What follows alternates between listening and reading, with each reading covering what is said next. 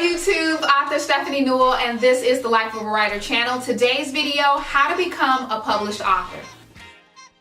So if you want to learn how to connect with readers and sell more books, make sure to subscribe and get new content to your inbox every Tuesday. But in this video, I'm going to be sharing 7 tips for busy writers who want to write and publish their book without feeling overwhelmed. So in today's video, I want to share with you guys 7 tips that I think are beneficial so you can kind of relieve yourself of that feeling of being overwhelmed and can just begin writing your book with realistic expectations. So that brings me to tip number 1, be realistic. So I want you guys to be realistic about your time and the new endeavor that you're taking on. So when you're thinking about your time and how many days you can actually put aside in a week in order to write, be realistic about that time frame. So if you realistically know that you only have 2 nights a week where you're able to write, I would much rather you go with that 2 nights than telling yourself that you're going to write every single night, and then once you're not able to do that, you give up altogether. So I want you guys to, tip number 1, be realistic. So tell me down in the comment section, how often do you write? Tip number 2, remember that it's okay to have a difference of opinion. So in most cases, this is going to be around the nonfiction genre, but let's say, for example, you write in a genre where everyone has one particular point of view. That does not mean that you have to have that same point of view. In some cases, it's almost even better that you have a difference of opinion, because first off, there's going to be someone that agrees with you, and also bringing a new viewpoint to an already existing conversation is definitely going to put you at an advantage over some of the other people, because everyone has been talking about it from the same perspective. So remember that having a difference of an opinion is not always a bad thing. Tip number 3, outline your book. Now, we've talked about this in previous videos, and I've shared with you guys that with my very first book, I actually did the pantser method, which basically means that you have no plan for your book. You're just writing as you go along. And what I found in the last 10 years or so is that for most of my clients, it is much easier for them to write and publish their book within a reasonable amount of time when they have an idea of what is going to go into each one of those chapters. So outlining seems to be the better way for new writers. Now, with that being said, once you get more experience in the publishing industry and with the writing itself, you may find that it's better to do the pantser method. And I personally don't feel that there's necessarily a right or wrong way to do it. But when we're talking about the easier way for most writers, and especially going off of my clients and my experiences with them, I find that outlining is going to be the best way to help you to get to becoming a published author even sooner. Tip number 4, use voice memos to capture some of your ideas. So some of your best ideas are not going to come to you when you're sitting at your computer. They may come to you when you're laying in bed, while you're cooking dinner, while you're at your child's soccer game, and having some place that you can capture those ideas, whether it's your voice memos or your notes or a piece of paper, or, you know, it doesn't really matter where. It's just the idea that you want to capture those ideas so that you don't lose them, and when you do get ready to sit down, you have a starting point and you don't have to figure out what you're going to write about. Tip number 5, go easy on yourself. So I want you guys to remember that writing is a creative process and it's supposed to be fun.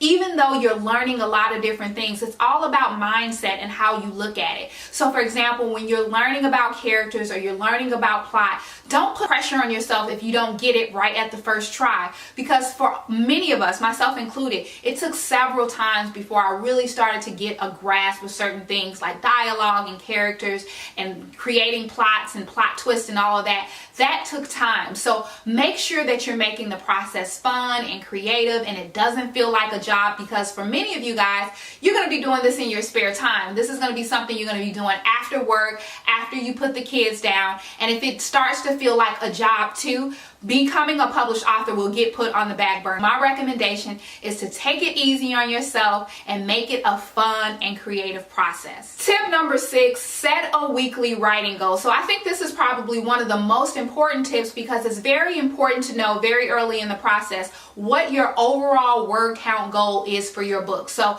if you know that you need 80,000 words in order to have a completed manuscript, then break that down into how much you need to write on a weekly basis.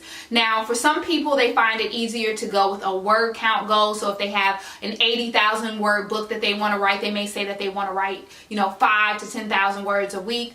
Something that I've started implementing with my clients is not necessarily a word count goal, but a chapter goal. goal, because chapters can be different lengths, and that seems to be easier because, you know, one week you may be completely busy and swamped and you don't have a lot of extra time, whereas another week you may have a little bit more time. So having that weekly chapter goal has been easier for my clients, but do whatever makes the most sense for you, whether that's a word count goal or a chapter goal, but make sure you know how much you want to be writing on a weekly basis. Tip number 7, break down the information you need to learn into bite-sized pieces. So I kind of compare it to, you know, going to school. This is an education for you as a new writer. You have to learn the writing, and you also have to learn the publishing as well. And by breaking it down into bite-sized pieces, it makes it easier so that it's not so overwhelming for you, the new writer. So let's say, for example, you are a fiction writer. You can break that down into little bite-sized pieces to make the process a lot easier for you. So let's say